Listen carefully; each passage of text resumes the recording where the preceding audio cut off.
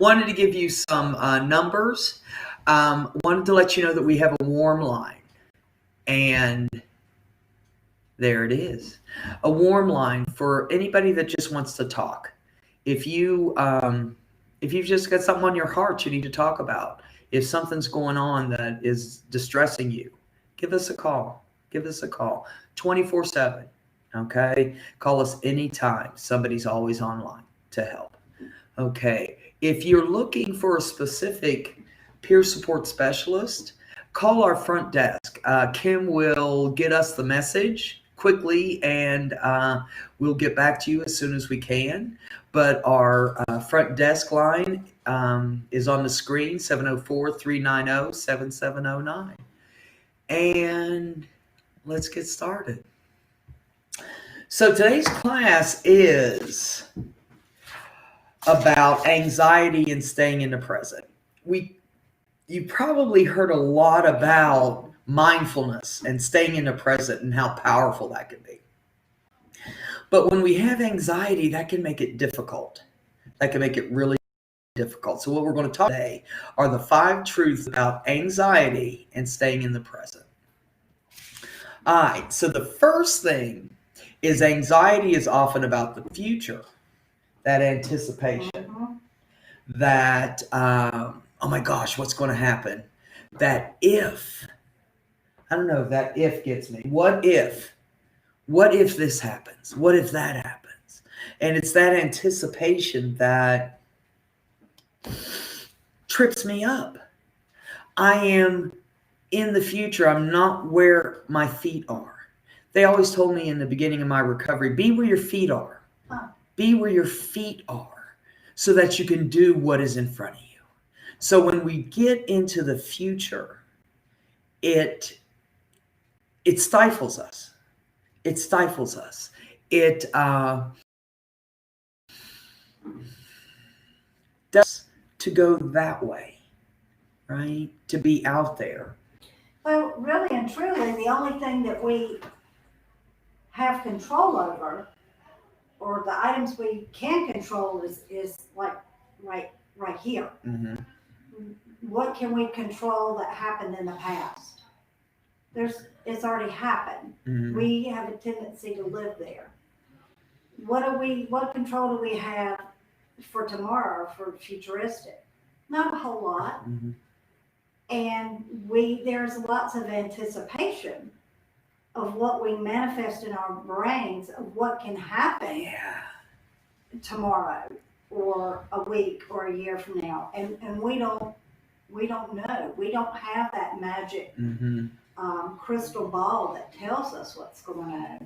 And we lose so much when we think about yesterday and we think about tomorrow. We lose so much of what's going on right now. Yes. That you're so worried and thinking about tomorrow that you don't enjoy the little gifts that we have in the present. Mm-hmm. Absolutely. And we have a tendency to, even when we're enjoying it, if there's something positive going on, that our thought process may ruin that because we already are thinking about tomorrow. Mm-hmm. You get up in the morning and you may think about the day, but then you're thinking about, okay, well, the rest of this week, it may snow the rest of this week, and but we don't even relish in the gift of today. This moment, this very moment. Absolutely.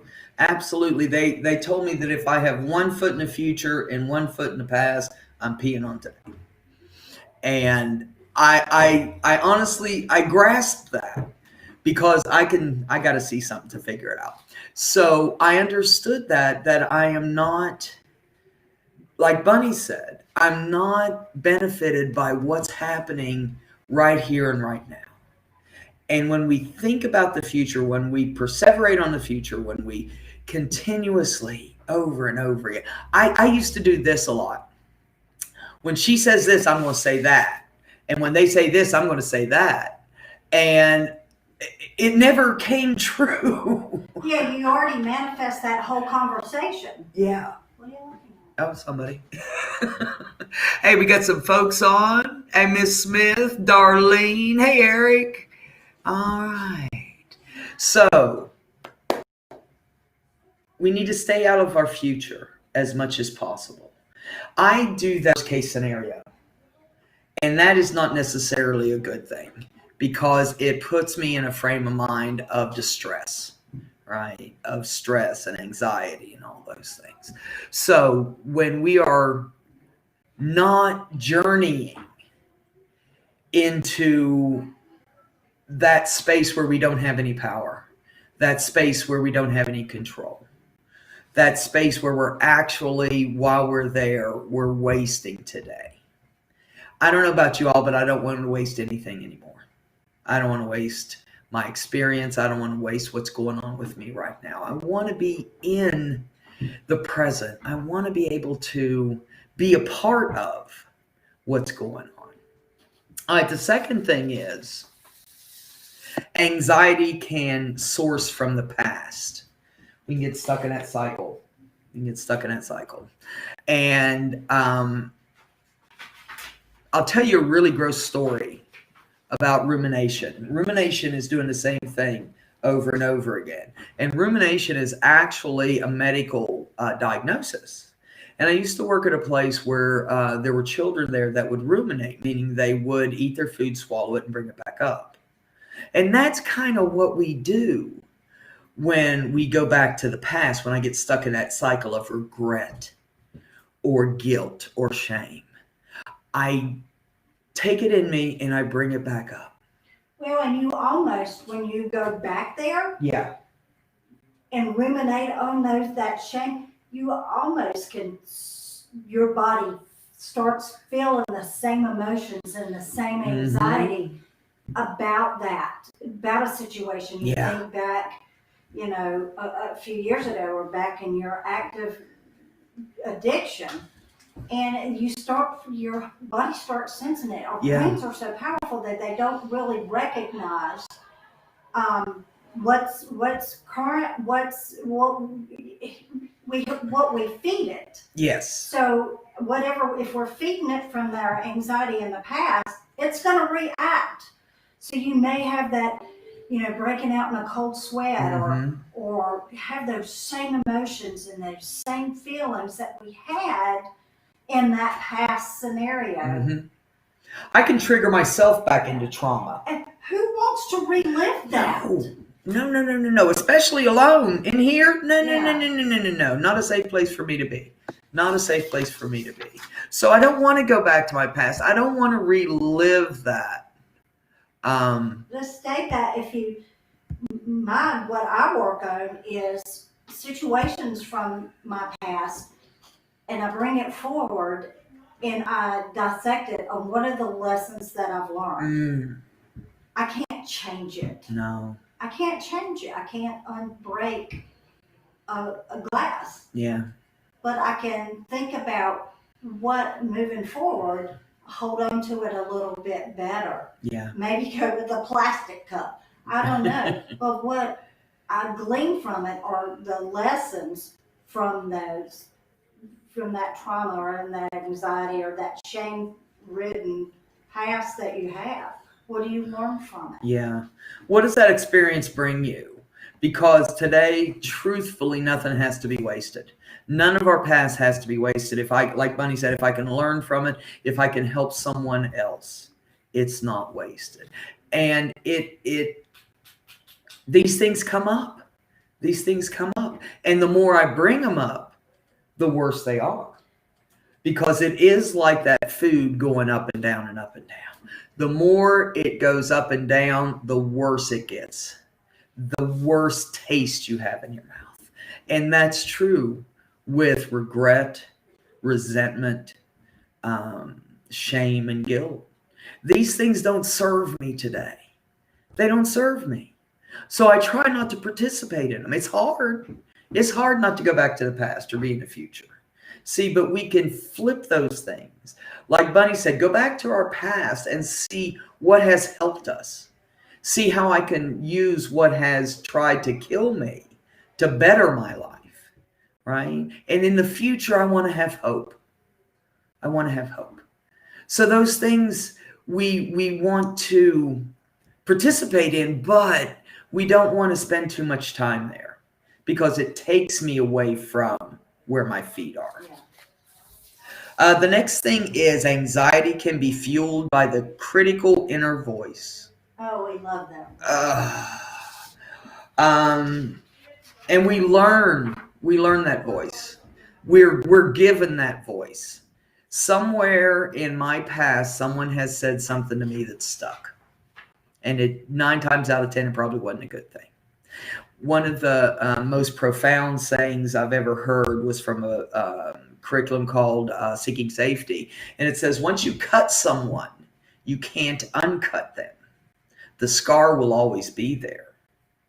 So those words are like knives, and they stick with us. They stick with us, right? And I want to be able to lose that negativity. I want to be able to replace what's going on in my head right now, right? So that critical inner voice, that those things we say to ourselves that aren't beneficial, that don't help me. No, and it's like, Can you wait in the other room for just a minute? Thank you. So anxiety can be fueled from that. I'm sorry, I interrupted you. We lost it. Okay. Okay, so that inner critic can be critical and taking us out. It can take me back to my past, to that resentment, to that regret, to all that. It can take me to the future, to that insecurity, that fear, that anxiety. It's all very fragile. Yes. And it's very easy for us to go into that mindset and to go into that cycle of you always do that. You always say the wrong thing. Remember in third grade when you stood in front of class and everybody laughed and see you are stupid.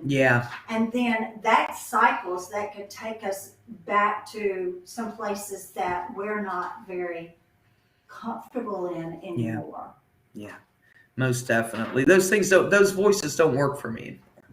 Those statements don't benefit me, and I've got to get to the space where I can choose to think something different, right? Like healthy messaging. We have the ability in our brains to deflect those negative thoughts. Yes. And those damaging, going down the rabbit hole thoughts. We have to stop it. It's something that is not innately part of our natural progression in our brain, but we do have that capability of when that thought comes up is to visualize that we're stopping it, we're deleting it, or we replace it with something else. We never would talk to somebody else the way we talk to our own selves. Oh, no.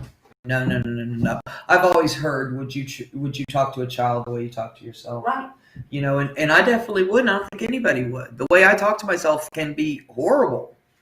You know, and I want to be able to, like Bunny said, we shift our thinking.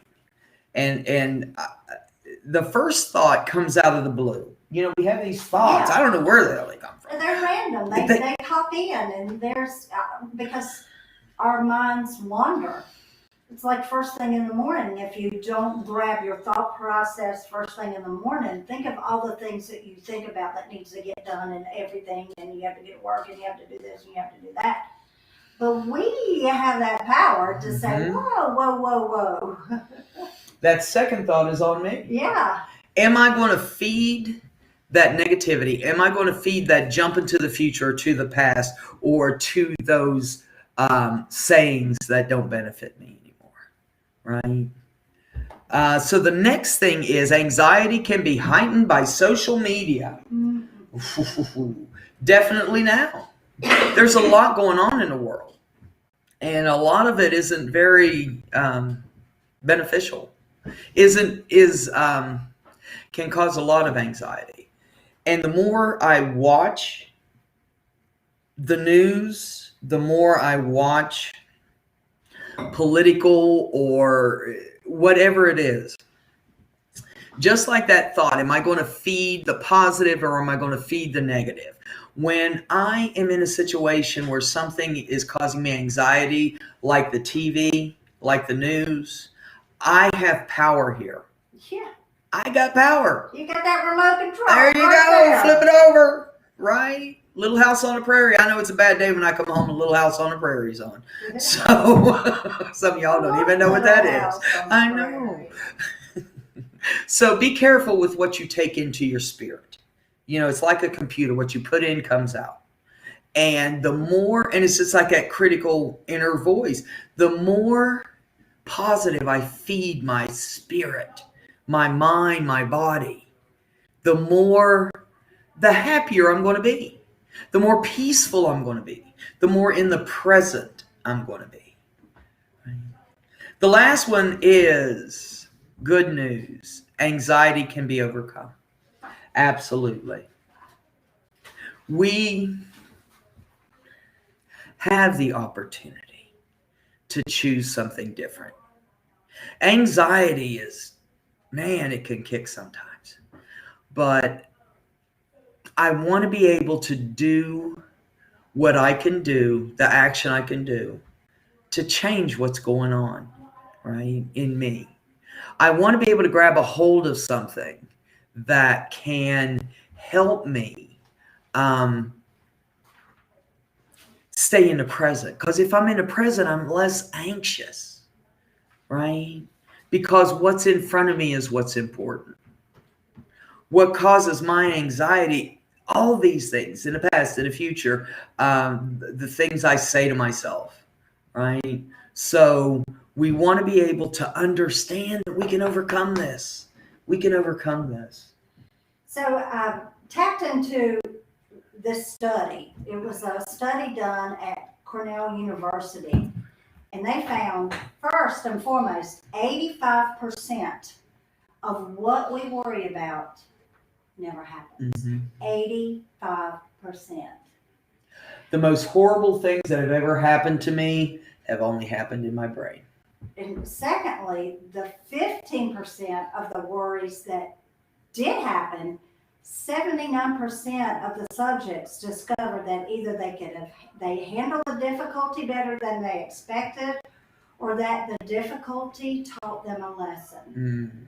So really, conclusion, 97% of our worries are really based on unfounded, pessimistic perceptions. And it's what we've always done. That takes place where? Right here in our brains, in our control. Yeah. I've always heard not to go up there. It's like a dangerous neighborhood. I don't want to go up there by myself. And I can take people along with me that can help me overcome my anxiety. My support network, the people I can reach out to grab a hold of and say, I need you right now. Right? The action I can take, the coping tools and the recovery skills that I have and that I'm working to grow on can help me overcome anxiety. Or do an experiment for a day, for a week, is to take a book or a little notebook, and as you're worrying about stuff, start jotting it down. And then at night, go through it. Yeah. And then the next day, continue and start looking at a theme of what you're worrying about. And just brain dump it out. And I think sometimes when you see it, this what works for me. When I see it in a black and white format, in conjunction with what is my perception, what is the reality of that anxiety and that worry? Yes. And what can I glean from it that's true, and what is it that is just my mind going back to places that were not very comfortable for me? Yeah. And glean what you can control out of that. What did I learn? What do I learn today? What's going on tomorrow that I need to know today? Yeah, absolutely. That anxiety can be overwhelming, but we do have power. We do. Grab a hold of that power. Grab a hold of that power. The understanding of being in the present, of being in the moment, the re-channeling our thinking to more positive, being careful about what we take into our spirit, right? Not just social media, but the people we hang around. I mean, am I around people that feed my spirit, that benefit me, that help me, that make me a better person? And that's so important to, if you have friends that you feel like that after a conversation with them, it becomes, you start absorbing their anxiety and their angst, and you have to kind of reevaluate that. The purpose of the relationship, or reestablish boundaries.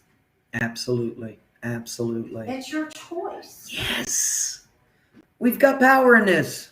We've got power. More power than I think that I self-credit for. Yeah, I agree.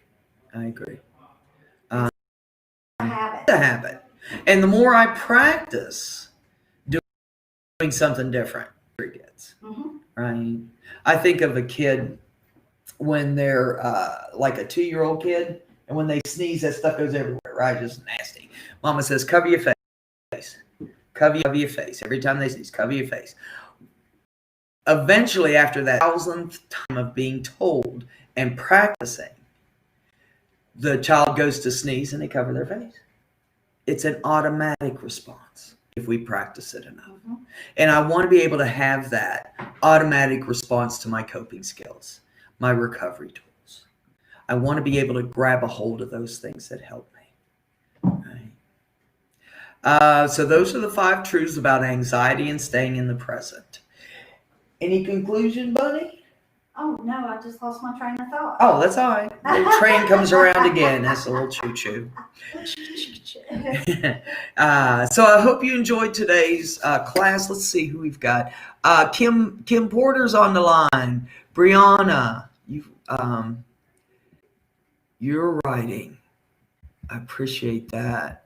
And that power of choice is liberating. It is liberating. That's my favorite word in the universe is choice. Yeah. We all have choices. Yeah.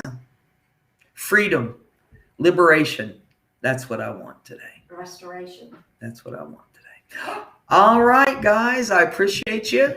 Glad you stopped by today. Thank you for your comments. That always encourages us. And we will see you next week at 10 o'clock on Tuesday. Yeah, I did. Keep peace, share love. Bye.